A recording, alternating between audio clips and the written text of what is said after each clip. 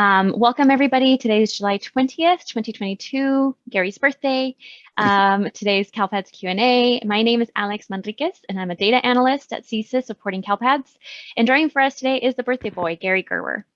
The announcements I had was just FYI, in case you didn't see it, there is an updated error list on the CDE website.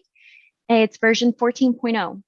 And a reminder that you can always download the error list from the CALPADS footer page at the bottom of whatever CALPADS page you're on. You can download the error list, and that is always going to be the latest and greatest. And also wanted to point out that the errors on the user manual are updated as well. So those should all be working when you click on the link in CALPADS. It should take you to the error list. And it now has this really cool distinction between whether it's an input validation error or a data discrepancy. So just something to point out. With that, I think we move it over to Angela. So yeah, I have a couple of announcements. We have some critical items happening in production right now, so I wanted to talk about that with you. Main one that popped up today is randomly some jobs are failing upload, but it's not, we already have a couple bugs logged on where that happens sometimes, but today is a little bit different on the back end. It looks the same as this. They're actually, sometimes they are posting, but the job goes to failed anyway. So that's a critical item. They are putting together a patch for this, as well as the other thing that got introduced on Tuesday, trying to use the mid-resolution screen. When you open up the candidate set, you get this error occurred message. And so people are not able to combine mids. And so essentially these days, that means you can't get SSIDs in batch, right? Because that's kind of the new confirmation process. So they are working on getting that patched as soon as possible. These are the list of items that we are expecting on Tuesday, with the exception of the yellow highlight one that we'll get in sooner, but the rest are targeted for Tuesday. And these are the ones that are in testing right now, and we have a few more days of the sprint, so this list will grow before then. And then something else I was going to talk to you about.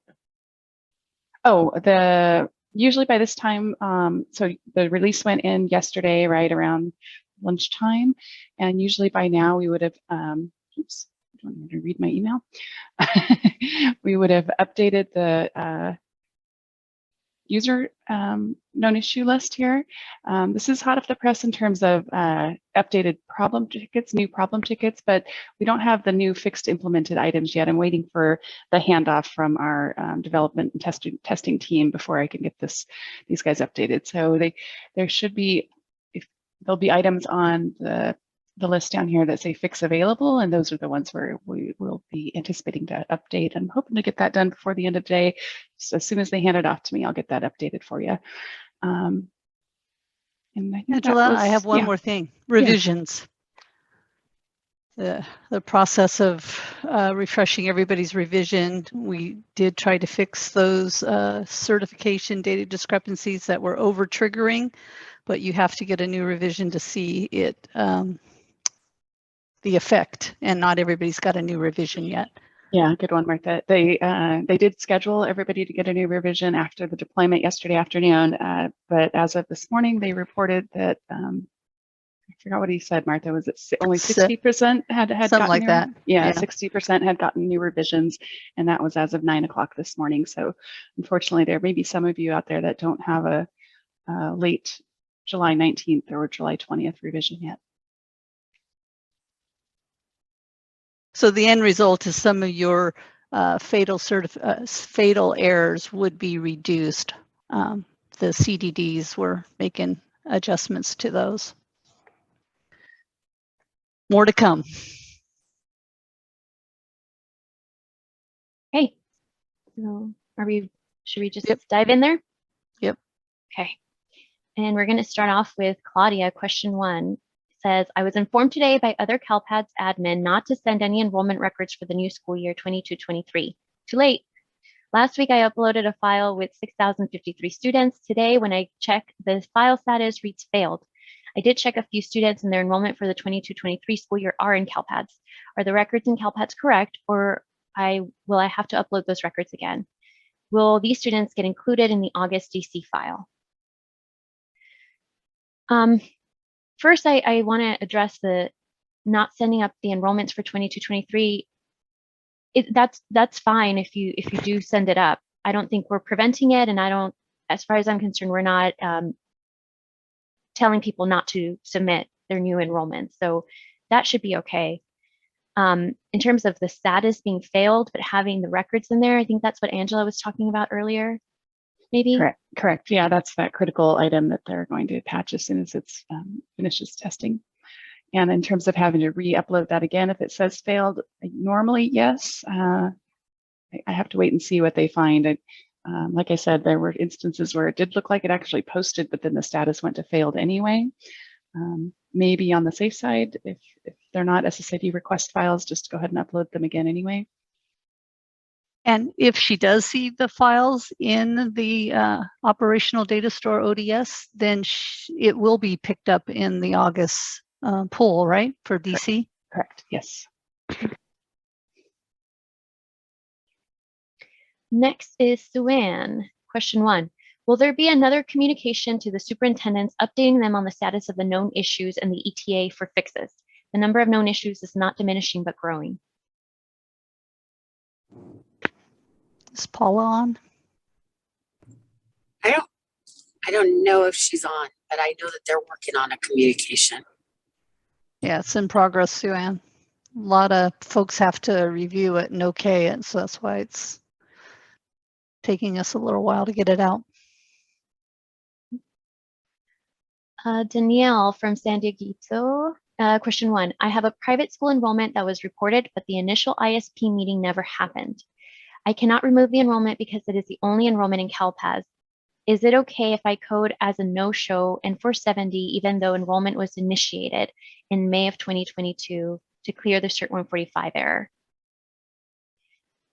The no-show, you can no-show the enrollment, but Cert 145 is still going to pick it up because no-shows are included as part of the validation logic. If you were expecting the student to be evaluated for an initial, but the initial never happened, it could be cleared by a 300 pending SPED record. So a no-show and a 300 pending record should clear the Cert 145 for this student.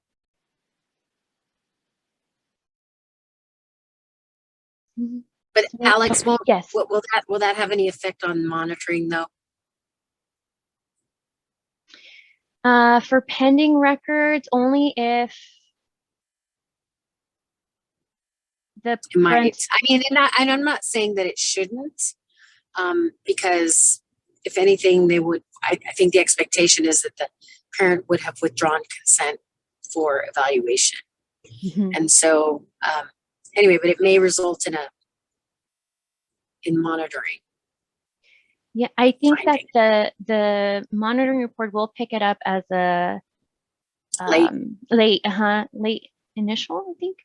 Yeah. It would be a 60-day late, yeah. Once it reaches 60 days more on the initial parental consent. Yeah. But it'll at least allow you to certify. Right. And there's also a lot of issues with the monitoring reports anyway. But yes, I mean, that is one thing that you should take into consideration, Danielle, is that with that pending, depending on the parental consent date, you may trigger that late or exceed its 60-day timeline. Suanne is saying, oh no, Angela. Not sure what that is. That was my having to share some bad news. Oh, yeah. Russell, question 1 says, any idea on when the end of year SPED errors will report out correctly? That's very broad.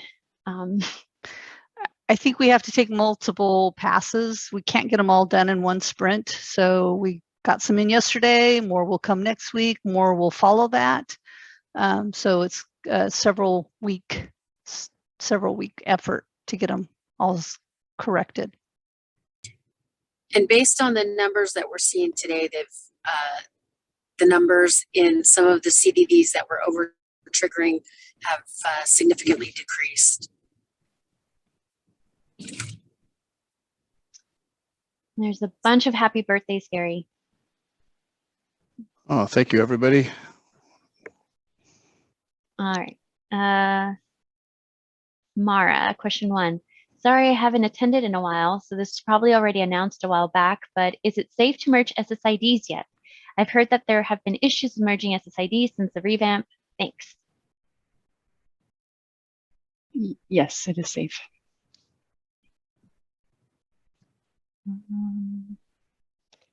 So Anna, I have your question 2 down. We'll circle back.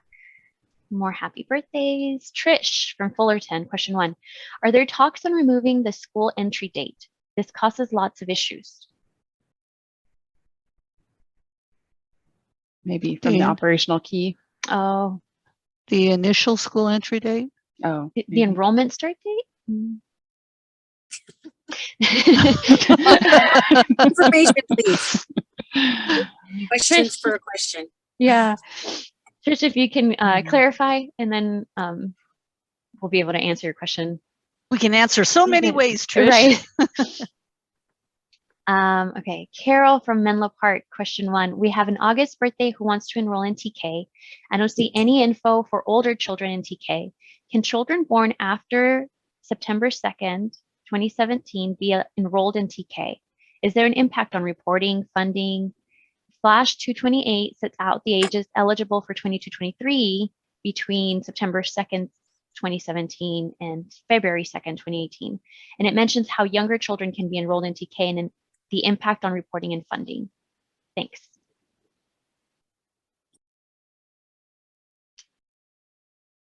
So the question is, can children older? So when they're 6 years, it's mandatory. There's something about when they're in grade KN, Brandy, it's attendance is not mandatory, but when you're 6 years old, it is. Are you there, Brandy? Sorry, yes, I'm here. I'm sorry. So kindergarten is not compulsory. That's the word. But what I think you're asking is, even though they're kindergarten age eligible, potentially, can they put them in a transitional kindergarten program? And I believe the answer is yes, but there's paperwork. There's a form that you actually have to fill out. So what I would advise you to do is look at the transitional kindergarten FAQs page, because there is an FAQ on enrolling students that are already, kindergarten age eligible, whether or not you can put them in TK. I think with the consent of the parent and the administrator of the school, you can. And the TK FAQ link is on that Flash 228. Just FYI. Denise, question 1. What is the exit code to end enrollment due to incarceration and the student is older than 18 and not enrolled in any subsequent school? The student was not expelled. T165 won't apply since there is no subsequent school. E400. So that's, again, so E400 is used when you're exiting students that are no longer subject to compulsory ed. So it's either 18 and up or kindergarten age. Okay, Shayna Foster, question 1. If we were to add Gen Ed, TK, and SPED preschool in the same school and CDS number, still awaiting CDS guidance from CDS admin, what are the challenges for reporting? For example, CELA is not reported for preschool, but it is for TK. Preschool classes and teachers are reported in fall 2, but TK is. I don't know what to anticipate with DD, CDDs, and certification, or if a separate school and CDS would be more appropriate.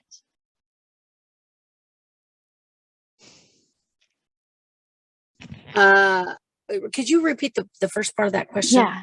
If we were to add Gen Ed, TK, and SPED preschool in the same school, what are the challenges for reporting? Well, I mean, we're having a debate here at the state level within CDE about whether it's appropriate to form like separate schools just for transitional kindergarten and or preschool. And there are implications for that. So generally, what they want to see is that you're enrolling TK students within the elementary schools in which they would normally matriculate, right? So that is advisable. And generally you should only create a new distinct CDS code for your TK kids if in fact it's a school, meaning they have a separate administrator, they meet the definition of a school, right? There, but again, there are implications for that because those schools have to are subjected to receiving individual school accountability measures, etc. So there are just some things to think about. I mean, I think what they would like to see is that those students are enrolled at the elementary schools in which they would normally matriculate. Yeah, Brandy, I just want to add, this is Shana from the CALPADS CSIS operations office, and we are working on guidance around CDS codes for and how to report those kids and who should be administrating the programs. We're waiting on final guidance from leadership on that before we put that out. But right now our recommendation is that, as Brandy said, it should, TK should be administered by elementary schools. And so, yeah, so we're working on specific guidance. We've gotten a lot of questions. You can reach out to our CDS administration office. We're keeping a log of questions that we're getting around that, and we'll be following up once the guidance is finalized.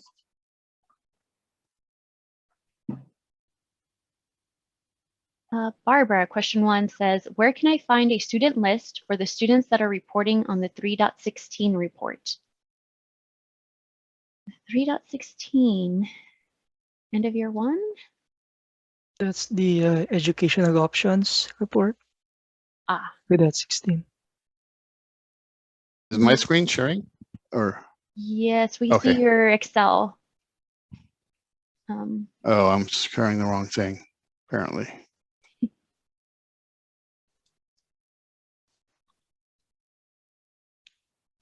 There's a slide in EOY 1 training, right, Kyron, that shows the report relationships? Yes, and the report mapping guide should also indicate what to look for. Is it sharing now? Yes. Yes. Okay, so here's the mapping guide. What does it drill down to? Doesn't show. I think there's a report that drills to 316, doesn't it? This is a student count. Oh, so this is the aggregate. Because if we look at the 3.16,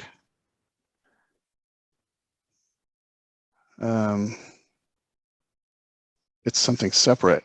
Does it drill to an 8.1 report, or I guess we could find out. Let's see. That's why the slide in the EOY 1 training shows that relationship.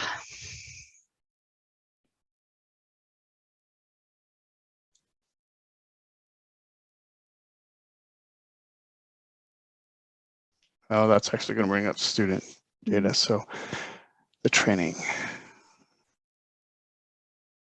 Well, we're investigating that one. I'll write it down. We'll circle back to answer Barbara. Okay, so we're going to move on then to Yadira and East Side Union. Question 1. I have 3 SPED 0398 errors in my end of year 4, and my SPED director communicated that the SSIDs with the errors are no longer our students, and she is unable to access data from 21-22 in SACE. How do we resolve these? Oh, geez. Yadira, you need to contact SACE. They're having to assist several LEAs directly with these particular issues when you've already rolled the students over in SACE.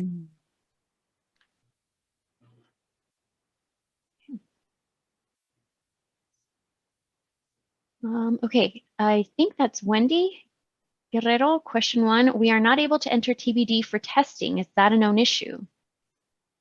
I don't think that that's a known issue yet. I know that we've had people entering TBD records.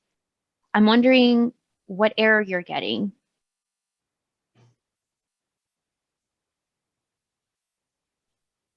So if you can write down, give us a little bit more info, W Guerrero, and we'll try to figure that out. Angela, question 1. Thank you, CalPADS Q&A team, for your continued support.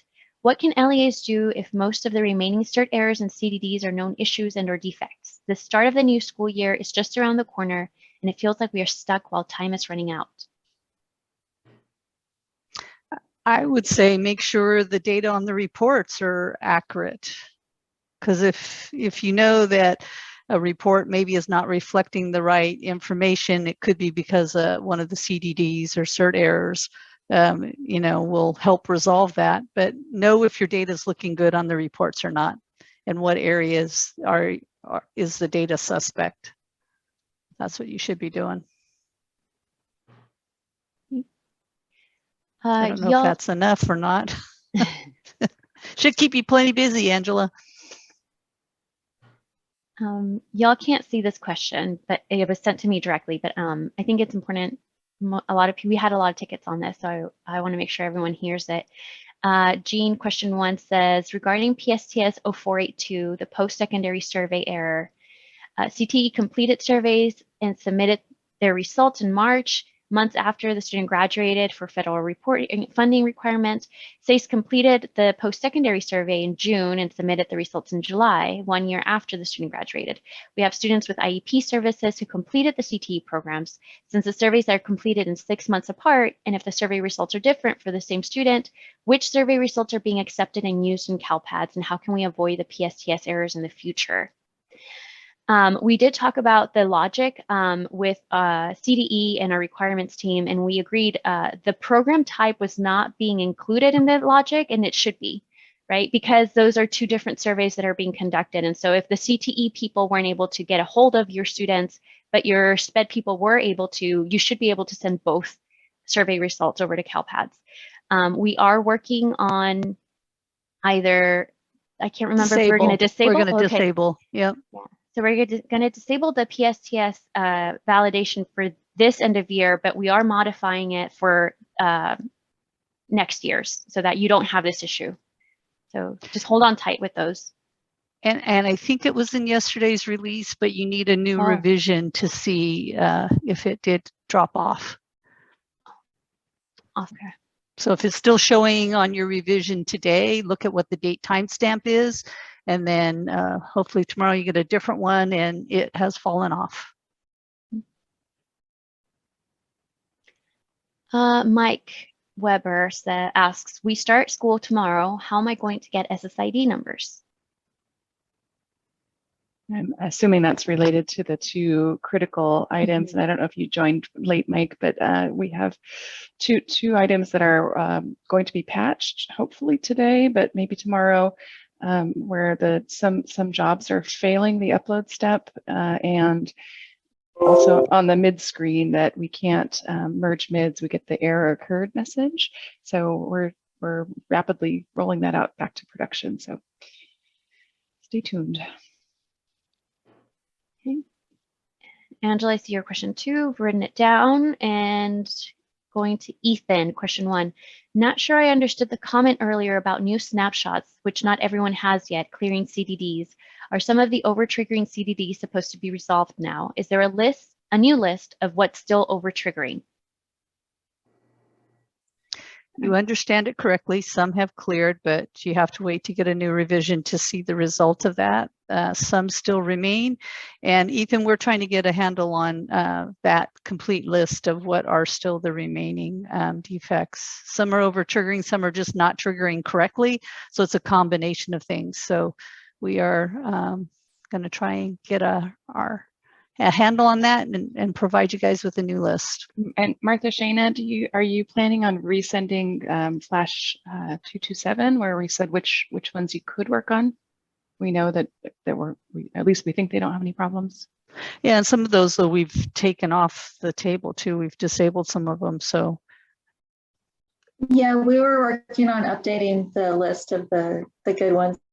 So we were going to include that in the weekly update. Oh, perfect. Thank you.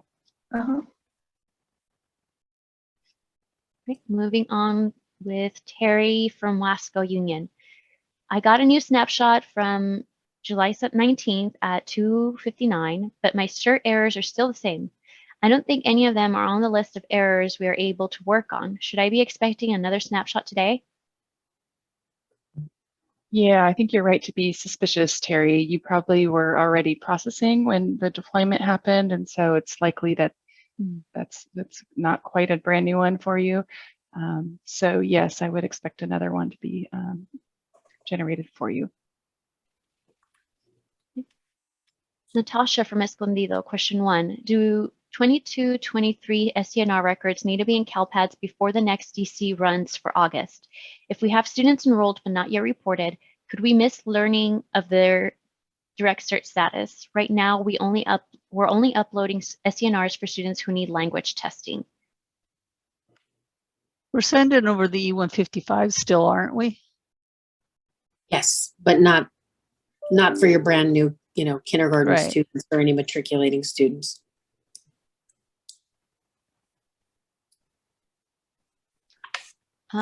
Chuck from Poway, question 1. I really like the attachment 1, table 1 CDDs that LEAs can work on list. Can this list be supplied on a regular basis?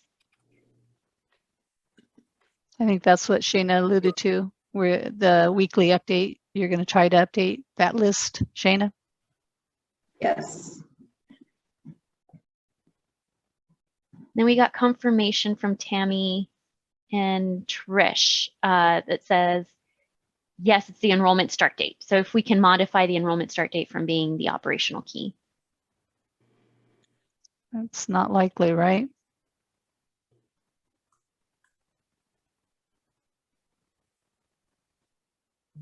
Randy, do you know? Yeah. No, I mean, yeah, it's not likely that we're going to modify the operational key.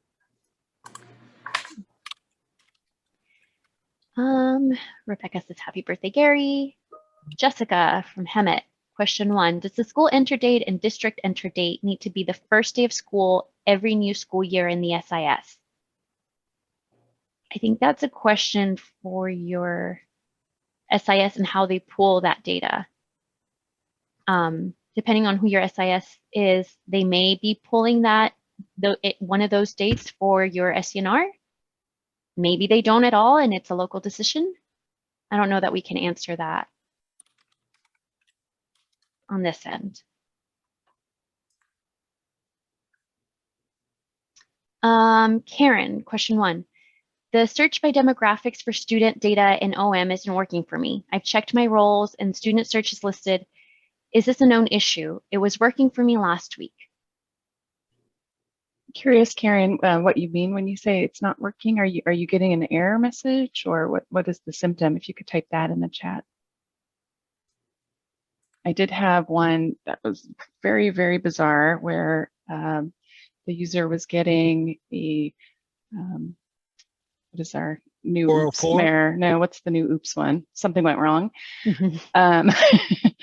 And every time for this particular student, I was able to reproduce it in it, but I found a workaround, and the issue was related to the enrollment, either the enrollment start date or the exit date. I think it was the enrollment start date, June 30th, 2022. CalPADS did not like that date. So I made it June 29th and it went through. That was very strange, but if you could tell us more about what you're experiencing. No matching records found, she says, for the entered criteria.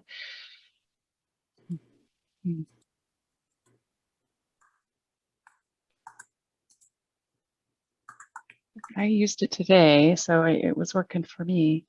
Does anybody else have any problems with it? No, Alex is shaking her head no. Not lately. Maybe a ticket. We can. Using a simple search, perhaps the criteria is not as specific as the request SSID. So perhaps you need,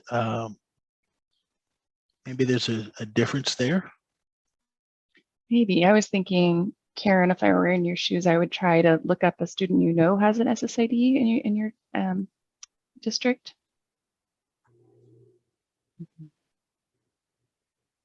Oh, Charlene says it could be that there's over 100 matches.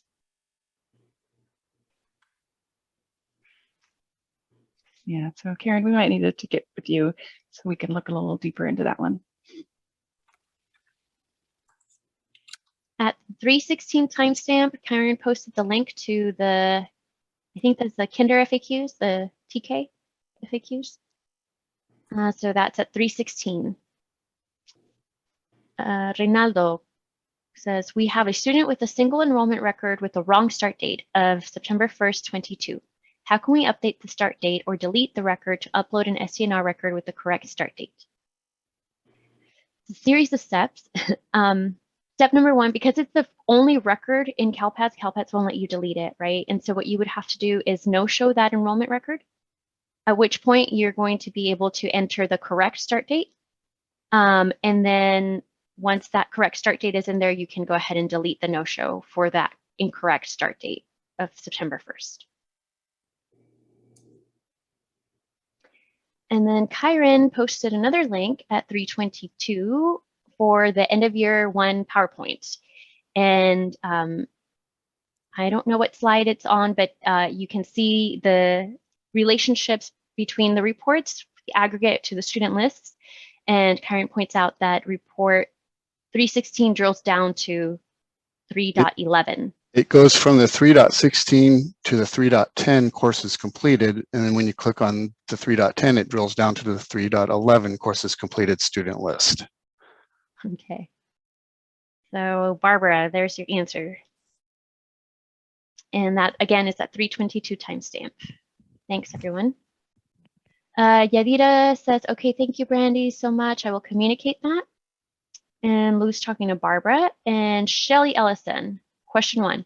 Would you please send me the full transcript and chat log from today's meeting afterwards? I joined late. I don't know how to do that. Marshall's the one that does that usually. I get a copy. I can do it. Okay. Note, otherwise I'll forget. Okay. And Lou's talking to Shayna. Angela, you have a revised question too, so I've written down this timestamp now. Margarita says, so we are not submitting the 22-23 enrollments? I think you can. Yes, go for it.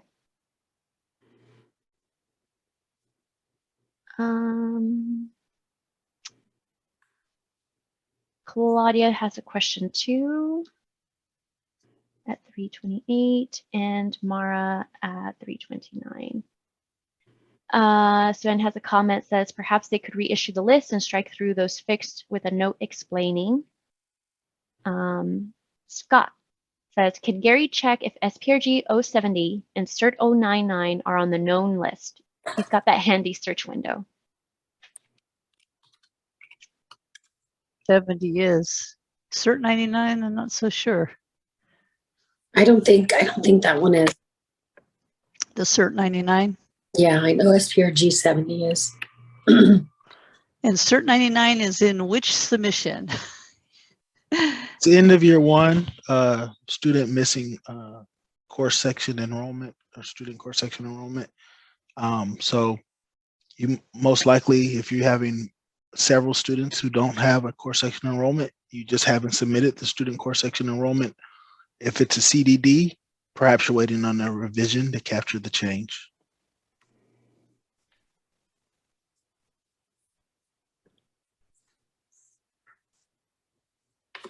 Okay. So SPRG 070 is still on there and Cert 99 is not. Right? Okay. And then Karen Vargas is answering. That's when we were talking about the student search. Alex Not Manriquez Young is saying, I would like to wish Gary happy birthday. My present to him is a third R for his first name. Happy Thank birthday, you. Gary. Can never have enough R's. Yeah. Ethan says, just an observation. I have a 500 student LEA who had about 9,300 end of year 4 CDDs yesterday. We have 17,400 end of year CDDs today. Eek. Yikes. Yeah. Kathy Paris would also like a transcript. Kyron, is there a way to do that? If she was here from the beginning, she could just copy and paste it. Yeah, so we can, if they don't log off early, we could save the transcript and put it on the chat for them to download both the audio transcript and the chat transcript. They could do it themselves, right? With the ellipse. Yeah, if they have that feature, if you click on more, there's a section there for transcript, save show transcript, and that should bring up the transcript window where they could save the transcript. And then for chat, they just have to do that ellipse as well on the chat window on the lower right corner. Either way, we'll save both copies and put it on chat. Okay, so just hang on till the end of the meeting. Richard from Calaveras County, Office of Ed, question 1. I apologize for the late attendance in question. Was it mentioned when the CDD fixes will be implemented? Some were done yesterday, and they're still ongoing. Yep. But we're gonna hopefully send out a list of the ones that were fixed yesterday as part of a communication in the weekly updates. I'm not sure what we call them, right? I think it's a weekly support update. CalPADS weekly support update. Larnie Oxnard says, not sure if this is the right place to ask this, but I'll give it a try. I am working on uploading CalPADS files for the SIM, continuous improvement monitoring. First of all, I am surprised that they wanted the 21-22 CalPADS ODS data to be submitted, but okay. My question though is, should I do an ODS extract of active students or do a date range, 7/1 to 6/30? These files are being sent to system improvement data drill down. Thank you. I'm not familiar with that. Yeah, I was gonna say, I don't know what that is. That's the first time I've seen that acronym. Joe, do you know if it's a SPED thing? No, I don't know. Sorry. I don't know what that is.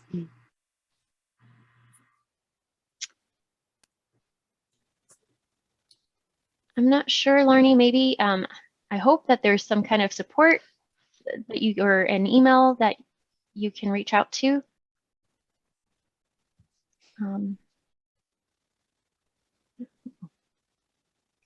Sue-Ann says Gary Gerwer. What R's? Is that enough? Rocio, question 1. When we enter a graduate E230 exit code with a 100 or a 125 completion status code for MPS students or SPED students with a private school code, can we enter an E230 100 or 125 for MPS in private school? I know that those can only have the E170 or 470 codes, but my LEA keeps giving students the 230 exit code. Any info will help pass it along. I'm new to my LEA.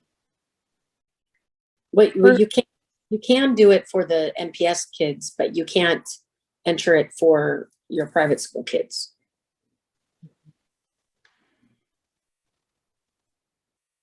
Like you can graduate a student from an NPS, but you can't graduate a student from a private school because they're attending a private school.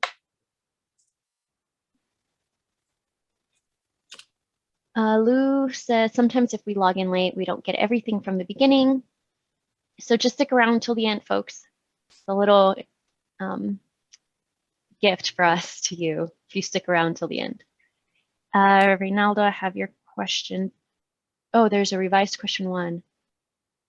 It says, we try to exit the student with an N470 and also tried closing out the record using September 1st exit dates prior or after September 1st date. But either way, we still get an error message of enrollment exit date is greater than the current date plus 30 days. Yeah, you can't exit them out in the future, is what I've been told. You have to wait. If you've submitted a pre-enrollment, you have to wait till 30 days before that date to submit the exit. And Brandy, he's just trying to correct the start date. So Ooh. I suppose you could get fancy, Ronaldo, and put in a secondary enrollment at a different school in your LEA. And then that will let you delete the 9/30 or 9/1/2022 record. And then you'd have to resubmit the corrected record, kind of a headache, but that would get you there. Otherwise, wait till you get closer to September.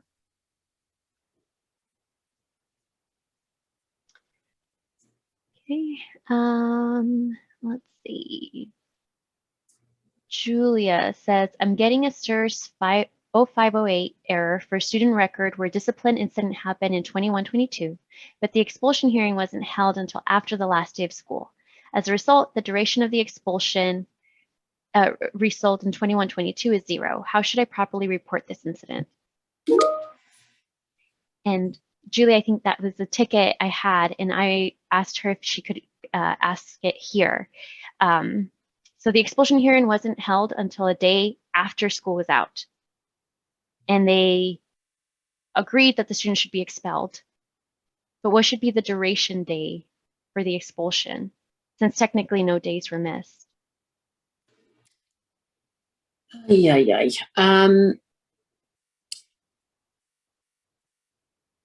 I want to say it could be 0. However, I think that what ends up happening is if you put 0, then I believe that we require that you populate the disciplinary action modification category. Yeah. In this case, in order to get the data in there, that's probably what I would do. I would just put 0 days because they were recommended for expulsion. They were expelled, but apparently they're not going to serve the expulsion probably until the following year. And then just pick the expulsion modification or the disciplinary action modification category of, shortened. Okay. Thank you. Heather's talking to Larnie and Sean from Eureka. Question 1. What is the easiest way to pull student by student discipline data for years prior to 1920? ODS extract? No, that was the year I believe that we did the incident redesign. Yeah, you can't do it. But what about your snapshot reports? You should be able to get the but they're hidden on the snapshot screen. So Gary, I don't know if you have CALPADS up, but if you go to the certification screen and go to a year prior to 1920, then you should be able to get your certification reports from back then, and they will have student detail. Tammy's talking to Trish. Rocio says, thanks. I'll let them know and update the exit codes. Rinaldo says, got it. I will try that. If not, I will wait. Charlene from Cupertino, question 1. From my latest SDNR upload, I've got 62 SDNR 27 errors, multiple primary enrollments within the LEA, because students changed schools. Even I managed to come up with a text file to delete the current enrollment, then add a new one later. It won't work because we are not allowed to remove the only enrollment. Any way to get the file posted other than correcting the errors manually? Separate those enrollments, right? Because maybe you're exiting them from one school and adding them to another school. And you can do that. You just have to have two separate jobs to do the add or the delete, and then another job to do the add. Unless I'm not understanding the problem. But if the student changed schools, we wouldn't need a delete, right? We would just need an update with the exits. Oh, you're right. You're right. You are correct. But you need to remove it from the file, the duplicate for that student. You need to remove and put it in a separate file to add them to the new school. So Charlene, let us know if maybe we're not understanding what it is that you're trying to do.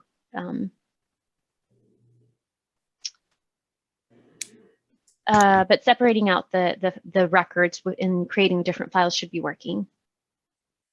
Trish is talking to Sue-Ann. Sue-Ann is talking back to Trish. And then Trish is saying, oh, that's to question 2. Okay, so I'll circle back. And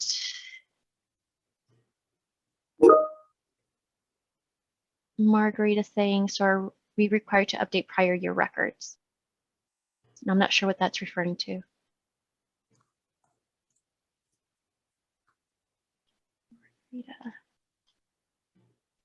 Not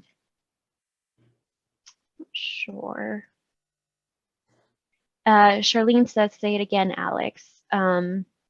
So I guess my question to you is, if you're saying that they changed schools, then I would expect there to be an exit file and then the add file, not necessarily a delete file, right? So you would just send up one file that has all your exits for your schools, and then the second file to submit would be the adds.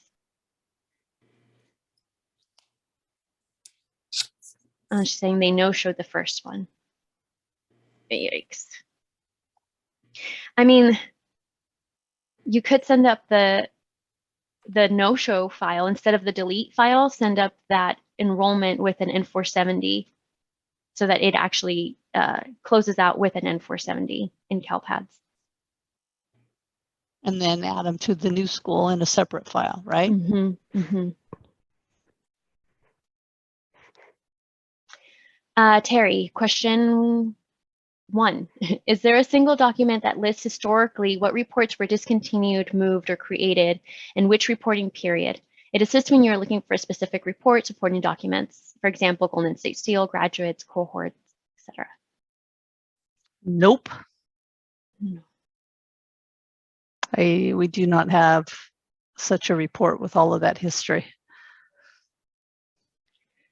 Richard, can't update start date or school, so close the enrollment with no show and later, yeah, and I think that's an answer to Charlene's. Yeah, all right, we have about 10 minutes. We're gonna circle back. We only have about 4 question 2s. And the first one is at 3:01, and that's Sue-Ann. Question 2. Does the CDE realize the difficulty caused by not being able to edit the school entry date? At the beginning of the school year, there is a lot of movement when school starts. Parents will often register their student for the first day of school, especially kinder students, but they hold off sending their students to school for a few weeks, even up to the end of the first quarter, or even choose another school in the district. Parents even school shop with multiple pre-enrollments at districts close to where they live. It is going to be a nightmare trying to fix false start enrollments.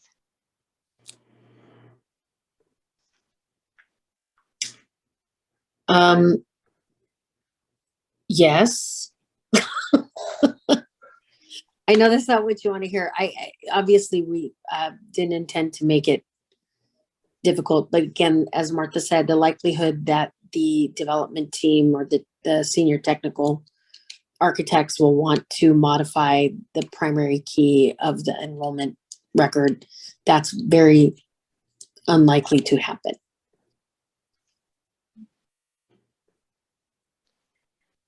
Next is Angela at 3:09. Says, question 2, will the CDD defects listed on the known issues list under the Flash 226 CDD defects section be updated as the CDD defects are resolved?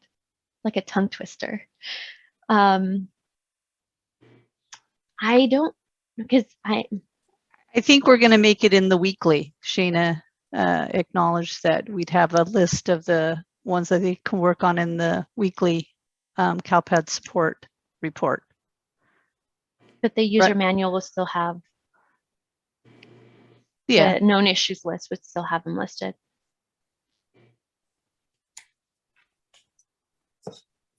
I think they're looking for a consolidated list of what they can work on. And that's what I heard Shayna say she was committed to doing. Correct me if I'm wrong, Shayna. Yes, we'll be providing an update on the ones that can be worked on, and the ones with issues are on the known issues list. Just I think what she's referring to is in the known issues in the user manual. No, it's a listserv message, right? That goes out, isn't it? Yeah, the one that Shayna's talking about, but Angela, I think, is asking about that section in the known issues. That one. So that one isn't what do you call it? It's the flash. Yeah. It's not going to change. It's not dynamic to be updated. That's the word. Yeah, dynamic. Yeah. Oh. Oh, and Angela, you had a revised something to your question 2. Says at 326, as a follow-up to Martha's comment, CalPADS guidance has normally been to not review certification reports until all cert errors are resolved. So is guidance different now? Well, you asked what you could do. So yes, it's out of sequence, but because you're stalled and you want to do something, start looking at the reports and start looking to see if they are in the ballpark. If they're not in the ballpark, could it be because of a defect? So if you want to wait till everything gets done, then there's nothing for you to do. You have to wait. I would add, Martha, that would still be my philosophy in general. Usually in normal times, right? You always want to have your fatals resolved before you start working on your reports. But we're at a point now where there's just a bunch of bogus errors, right? And so those shouldn't impact your reports at all. A lot of times they're triggering on students who left you years ago, or students who are enrolling next year for the first time. So those won't impact your end of year reports, or should not anyway. And so I think it's safe to say if everything that left on your error list is a known issue, the reports should be solid and it's okay to start working on them. But you're right, Angela, that's not our usual MO, but we're in a unique time right now. Next is Claudia, 328 timestamp. Question 2. Help per Martha, I download the ODS enrollment file and only show 1,377 students. Again, I'm afraid my August DC file won't include all my students. Well, I think as Randy said, it won't show all your students if you have kids transferring into you, if you have new enrollments and you haven't gotten them in. But it does, it can do the continuing students, because we do pull the E155s if there is not a subsequent enrollment, because you're expecting them to return to you. So we will include them in the DC pool. So you're correct. If you can't get all of your enrollments in, then those kids won't be included. But it's a partial something. Right below that at 329, we have Mara from San Diego Unified. Question 2, our ERD report in online maintenance is only showing 3 errors for 21-22. And I know we have much more than that. The ERD report in ODS reports isn't working at all for us. Is this going to be fixed soon? Thanks. Yeah, unfortunately, other anomalies that aren't MIDS are kind of taking a backseat. So 6150 is the problem ticket for the future academic year missing.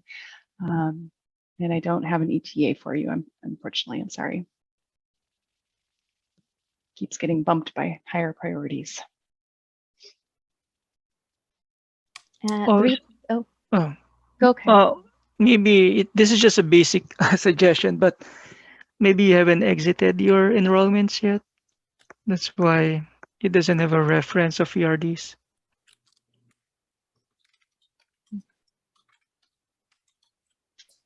At 339 timestamp from Trish, Fullerton School District, question 2. I'm confused on CRSE 0274. More than one education service code submitted for the same course section. Is this a known issue that I can't find?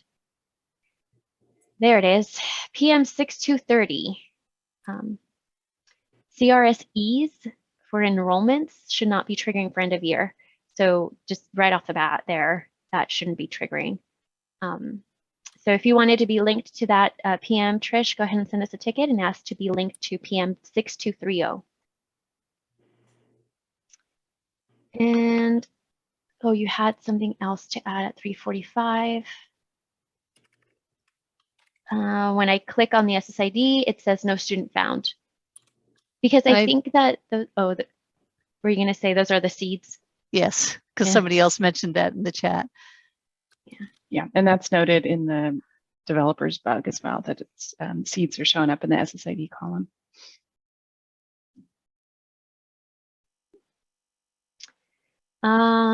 Okay, Richard's talking to Charlene. Sue-Ann says, all I can say is I am glad I am not working on LAUSD or San Diego student data. I feel really sorry for them. Jean says, does the load enrollment date available in SACE still work? No clue. Anybody else that works with SACE know that answer? Mara says, Sue-Ann, feel very sorry for us. Angela says, thanks for clarifying, Angela. Richard says, now work on what you can. Wait for opportunity to work on what you can't. It's all you can do. And that's it. Which is exactly almost at 4 o'clock. Perfect timing.